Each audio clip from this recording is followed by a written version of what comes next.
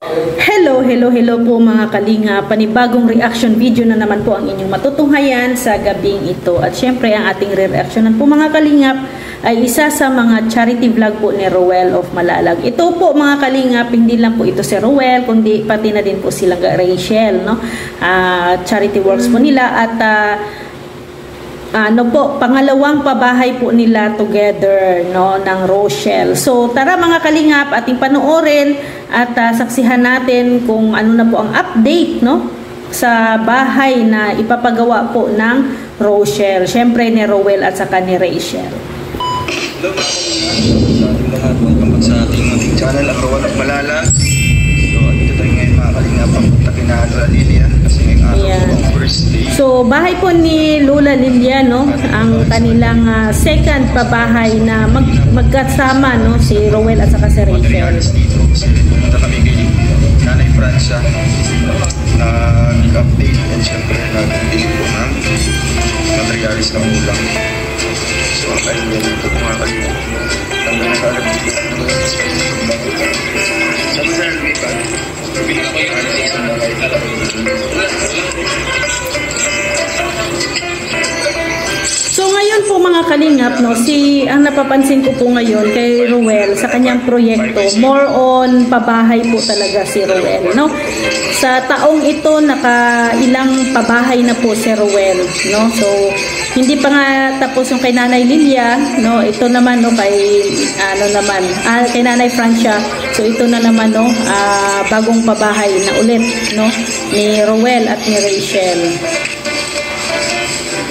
So ayan, no, nile-layout na, ano, inumpisahan na po mag-layout. Ayan po ang ating mga materials po. PVC, lalaki pa lang. So sunod-sunod po ang pabahay ni Roel ngayon mga kalingap, no. Hindi pa natapos yung isa, mayroon na makasunod, no. Maybe next na naman, no, kay ano yata, 'di ba, kay Christy. So ayan, andito po si Tatay Romeo. Tatay, ano pong masasabi niyo po? Sinimula na po yung inyong pabahay para kay Lola Lilia sa mama niyo po. Napakalaking salamat po na nagtulong. Siyempre laking tulong po talaga, no, na mayroong ganitong proyekto, no, na pabahay. Kasi yung mga tao po mga kalingap na walang kakayahan na magpabahay, no, sa panahon ngayon ay nagkakaroon po ng chance na magkaroon ng bahay. No, lalong-lalo na sa panahon ngayon dito sa Dait ay medyo maulan na po, no. So kailangan na po talaga nilang magkaroon po ng magandang bahay na hindi po sila mababasa tuwing ulan. So masaya po kayo para po sa mama niyo po. Masaya. Kahit naman sino, sobrang saya po talaga na magkaroon ng bahay. Basta alagaan niyo lang po si nanay, si mama niyo po para mas matirhan pa niya ito ng medyo na din, matanda na rin po yung anak ni nanay. Itong buhay. Diba? Napakalaking salamat. At saka napakalaking tulong po talaga dito tatay ay sa kanila. Family o Croreps family. Sila yung tutulong para sa mama niya po mula sa paggawa hanggang sa matapos ito. So laking tulong din po ng mga sponsors, no, na umaalalay, no, na magkaroon po ng pabahay, no. Kaya thankful din tayo sa kanila, no, sa kanilang butihing puso na tumutulong po sa mga nais nilang mabigyan din po ng bahay. Siyempre ikaw yung kasama palagi kaya andyan nilagyan pa natin ang kwarto at isa rin para sa mama niya. So 2 kwarto ang plano ni Roel dito, Ay,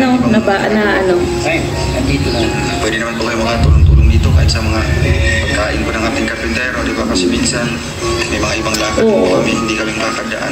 So yun na lang, no, yun na lang ang magiging obligasyon ng mga beneficiary, no, pag once na pinabahayan sila, yung kanilang obligasyon ay yung syempre asikasuhin yung mga karpintero, di ba? Para wala ding masabi, at least pag matapos yung bahay, sasabihin ng mga karpintero alagang-alaga sila, no, ng may-ari ng bahay. So yun lang, no? Yun lang ang tulong na maitulong nila sa isa kay Ruel, no? Na maasikaso, no, yung mga karpentero, lalo na sa pagkain, no? Di ba importante talaga yan sa pagkain, kasi syempre ang hirap pong magtrabaho pag walang makain. So ayan po, medyo maulan na po kasi, no, ang panahon talaga dito ngayon sa Daet. So ayan na, no, mayroon ng mga nakatayong poste. Pero hindi lang po yung plastic, ha, nilalagyan pa po yan ng simento. Baka kasi isipin ninyo na plastic po ang magiging poste. Hindi po, bubuhusan pa po yan ng simento sa loob para maging matibay. Malaki-laki rin, ano? Malaki-laki rin ang bahay. Ito na, simula ng mga kalingap yan. Yan na, oh, nagkaroon na ng ano. Nagkaroon na ng kung ano kalaki, no? 8 poste po mga kalingap ang ating nilagay. 8 na poste. So medyo malaki talaga. Yung ating ginamit, ito pa ay number 6, PVC. O PVC ang tawag.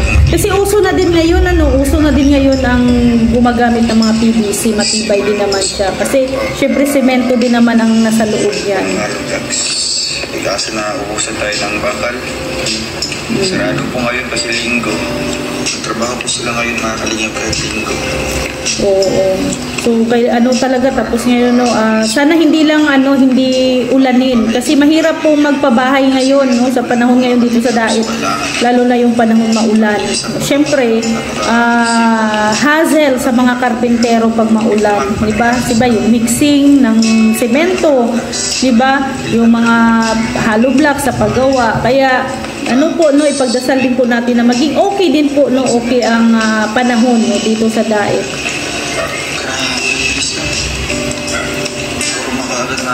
Oo, super bilis nga, ano? 2 days pa lang po daw yan, 2 days. So sa 2 days, no, nagkaroon na ng forma, napatayo na yung poste. Wala po ng bahay kasi napakabilis pa nilang gumawa. Kagaya po sa ating isang grupo din po na karpentero. Sa gumagawa po kay Nanay Francia ngayon, talagang... So ang kay Nanay Francia na bahay ay ano na din po yun, no? Matapos na rin po yun. Tapos na. So ito ang next.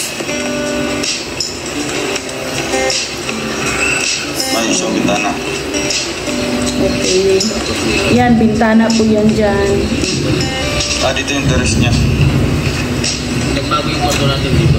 So, ayan po mga kalingap, no, yan na po yung pabahay po. Second na po ito na pabahay ng Rochelle, no, Ruel and Rachel, no, na magkatam din sila. Means, iba din po yung kay Ruel lang na pabahay, meron din po kay Rachel lang na pabahay. Pero, itong grupo na to, no, ito po yung, ano, itong sponsor na to ay, ano po yan, Ruel, Rachel, no, dalawa talaga sila na pabahay. So, ito po yung pangalawa nilang pabahay.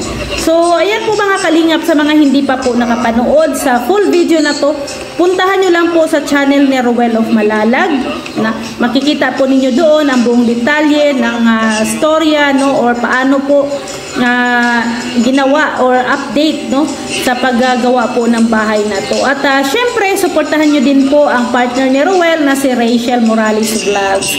No, ito po ang kanilang proyektong dalawa, no, itong second pabahay nila. At syempre, maraming salamat din po, at huwag nyo din pong kalimutan suportahan Kuya Val Santos Matubang, Ate Edna Vlogs, and Kalinga Prab. Isabay nyo na lang din po si Rex Vlogs. So maraming salamat mga kalingap. See you tomorrow. God bless everyone. Bye-bye po.